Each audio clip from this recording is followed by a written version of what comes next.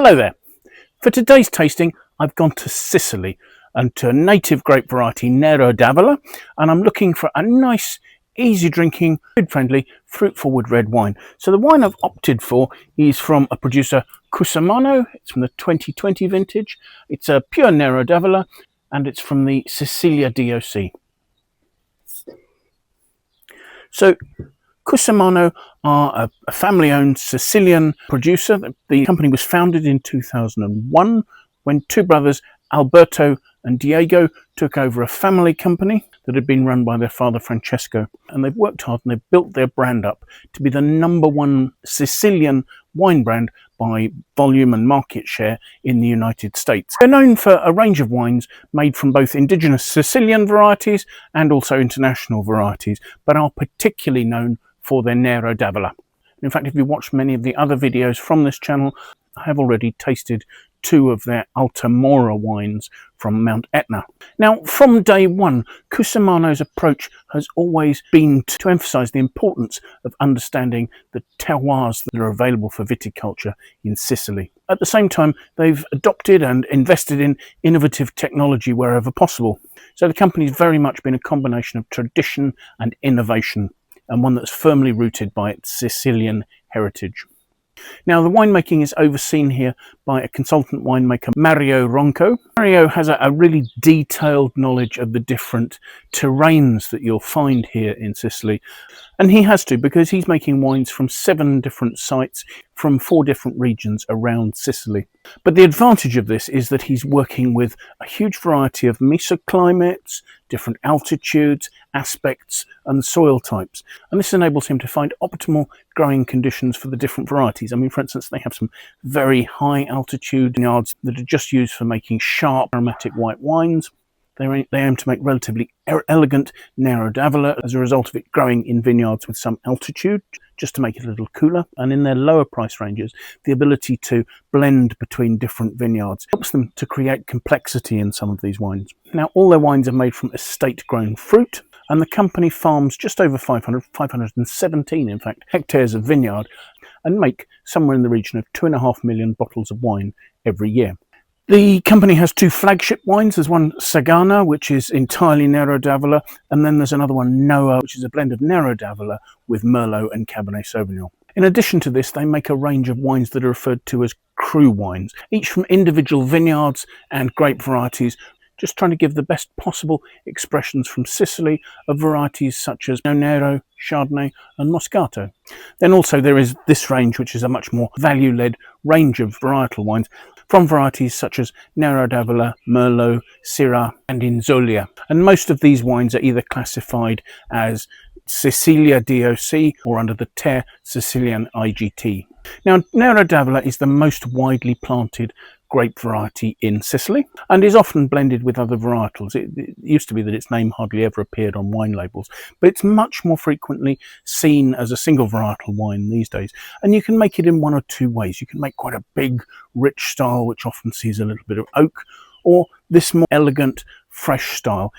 The wine has plentiful tannin and it can retain very good acidity.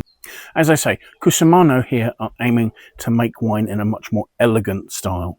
I believe some of this comes from as a result of them using fruit from their San Giacomo vineyard, a site that is both at altitude but also has calcareous limestone soils, giving it a lovely finesse and elegant expression to the variety. So yes, here in the Monreale Hills, these high altitude plots are characterized by hot days and really cool nights, and that really helps the grapes to retain their acidity. Viticulture here is done sustainably, and Cusumano are certified for this by organisations called Sustain and Viva.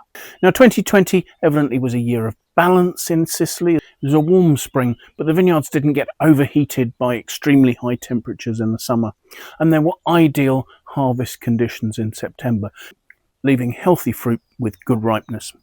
As I say, the fruit here is 100% Nero d'Avola. It was all hand-picked in September. At the winery, it was destemmed and it was left for a 2-day cold soak prior to fermentation commencing in stainless steel tanks. Fermentation temperatures were regulated to between 26 and 28 degrees Celsius to stop tannic extraction being too harsh. The wine went through its malolactic conversion in tank and then stayed there on its lees for a further 5 months before bottling. You may have noticed the wine is bottled with one of these little vinolock stoppers. Bring it there a little there. If you've not come across those before, it actually has a silicone seal that keeps it in place and provides the oxygen seal for the wine. And evidently Cusumano were one of the first producers in Sicily to utilise vinolocks on their wine. I've also seen a drinking window for this vintage of this wine that suggests it should have been consumed by 2024. So let's have a look at it and see what we think. First thing to say, the wine is quite a dark ruby, but it's only a medium depth. I can see through it fairly easily. There is no difficulty detecting the stem of the glass as I look through there. The wine is labelled as having 14% alcohol. As I'm swirling it there, you can see it has quite a lovely sort of vibrant mauve colour there. It doesn't look particularly viscous. It's not forming huge tears. Eventually, yes, it is starting to do so. But I think that's confirming this is not going to be the biggest, fullest bodied, most tannic wine. So, the aromas.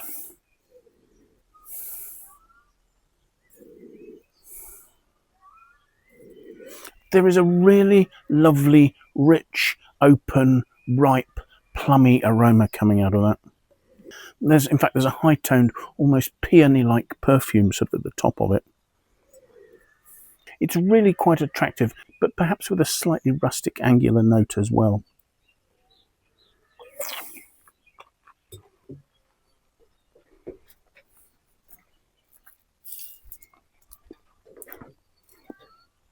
On the palate, there's good acidity.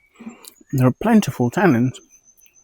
And the acidity and the tannins, there's an interplay there that's leaving the wine mouth-watering at the front of my tongue. There's a lovely, open, juicy, again, fresh red plum fruit coming through. I don't believe this wine has seen any oak. Certainly, there's nothing obscuring the lovely, fresh aromas of the fruit.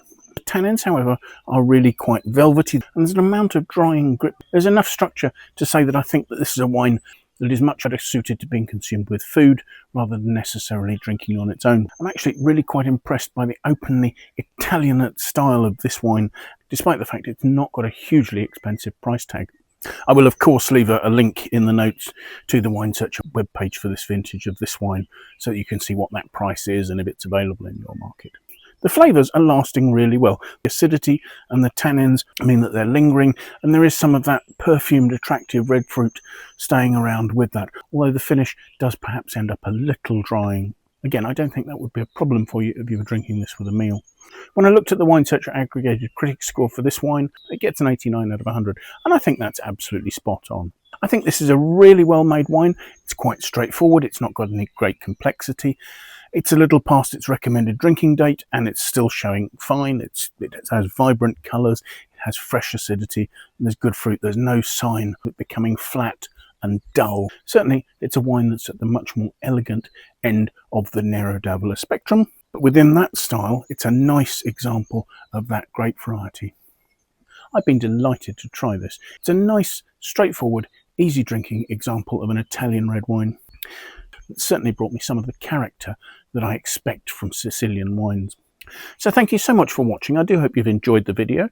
If you have, it would be great if you'd press the like button. If you've watched these videos before and you haven't subscribed, it'd be really great if you can consider doing that. If you have any friends you think might like to watch the video, do please feel free to pass it on to them. I'd really appreciate your endorsement and your help in that way. If you've got any comments about this wine, the tastings I'm doing, or anything else related to that, do please pop them in the comments box below. I'd love to know what you think about them. So thank you once again for joining me, and I do hope that maybe you'll take some time and come and join me for another tasting in the very near future. Till then, bye for now.